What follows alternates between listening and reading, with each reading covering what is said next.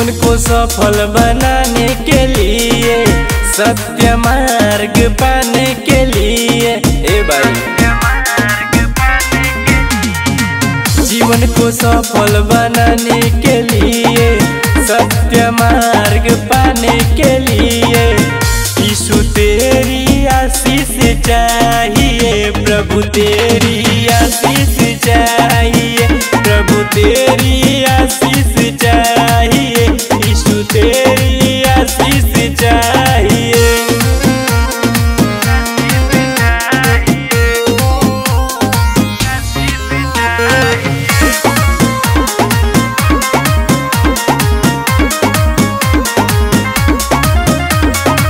मूसा के जैसे चेला बना ले, करता हूँ जीवन तेरे हवाले।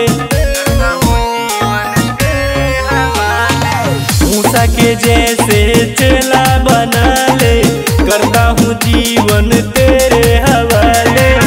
यीशु तेरी आशीष चाहिए, प्रभु तेरी आशीष चाहिए, यीशु तेरी आशीष चाहिए, प्रभु तेरी आशीष चाहिए।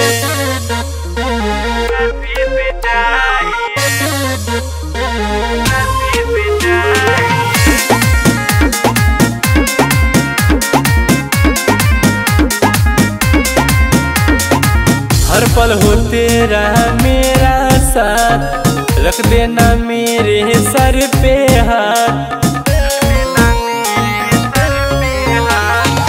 हर पल हो तेरा मेरा साथ, रख देना मेरे सर पे हाथ। यीशु तेरी आशीष चाहिए, प्रभु तेरी आशीष चाहिए, यीशु तेरी आशीष चाहिए।